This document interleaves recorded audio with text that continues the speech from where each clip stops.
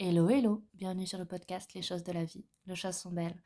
Partageons des ondes positives et profitons pleinement de chaque instant que nous offre la vie. J'espère que mon contenu te plaira et je te dis à très vite. On peut être entouré de collègues toute la journée et se sentir profondément seul. On peut avoir des dizaines de conversations professionnelles, participer à des réunions, envoyer des emails et rentrer chez soi avec le sentiment de n'avoir vraiment parlé à personne. La solitude au travail est l'une des expériences les plus répandues et les moins dites, parce qu'on a honte, parce qu'on ne sait pas comment en parler, parce qu'on croit être le seul. La solitude n'est pas le manque de présence humaine, c'est le manque de connexion réelle. On peut être seul chez soi et se sentir connecté, on peut être dans un open space de 50 personnes et se sentir invisible.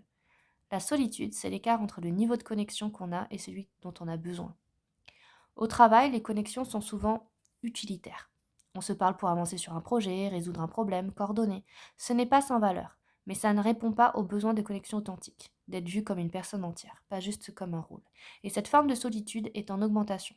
La multiplication du télétravail, les équipes distribuées, les relations professionnelles de plus en plus transactionnelles, tout ça réduit les occasions de connexion informelle qui constituent le tissu social du travail.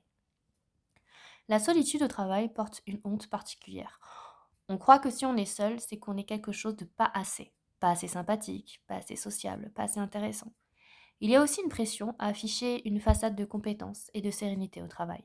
On montre son meilleur profil, on gère, on livre, on s'adapte. Dire je me sens seul ici semble incompatible avec cette image. Et dans les organisations, la solitude n'est pas un sujet légitime. On peut parler de surcharge de travail, d'organisation de process. Parler de ne pas se sentir connecté humainement semble flou, personnel, hors du registre professionnel. Alors on se tait. Et en se taisant, on maintient l'illusion que tout va bien. Et on s'isole davantage. La solitude chronique au travail a des effets réels et documentés. En fait, elle diminue la motivation et l'engagement. Difficile de se donner pour une organisation ou une équipe avec qui on ne se sent pas en lien. Elle augmente le risque de burn-out. Alors l'un des facteurs protecteurs contre l'épuisement, c'est précisément le sentiment d'appartenance et de soutien. Sans ça, on gère seul tout ce qui se pèse. Elle affecte la santé. Des études montrent que la solitude chronique a des effets physiques comparables au tabagisme, sur le système immunitaire, cardiovasculaire, sur la longévité. Et elle nuit à la performance collective. Les équipes soudées, où les gens se sentent connectés, prennent de meilleures décisions, sont plus créatives, gèrent mieux les erreurs. La solitude au travail n'est pas juste un problème individuel, c'est un problème d'organisation. Alors que faire? D'abord, au niveau individuel, oser une conversation légèrement plus vraie. Pas une confession dans la salle de pause, mais un peu plus que ça va et toi?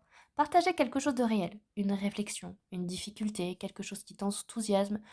Souvent, ça invite l'autre à faire pareil, et une connexion peut commencer là.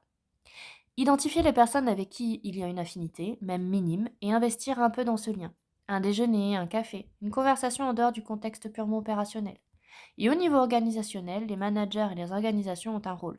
Créer des espaces informels, s'intéresser à la personne au-delà de son rôle, reconnaître explicitement que la solitude est un risque professionnel et qu'on peut en parler.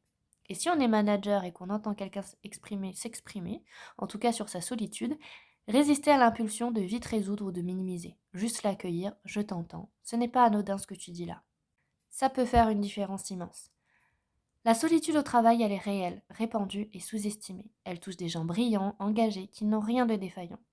Si tu la vis, tu n'es pas seul à être seul. Et le dire quelque part à quelqu'un, c'est souvent le premier pas.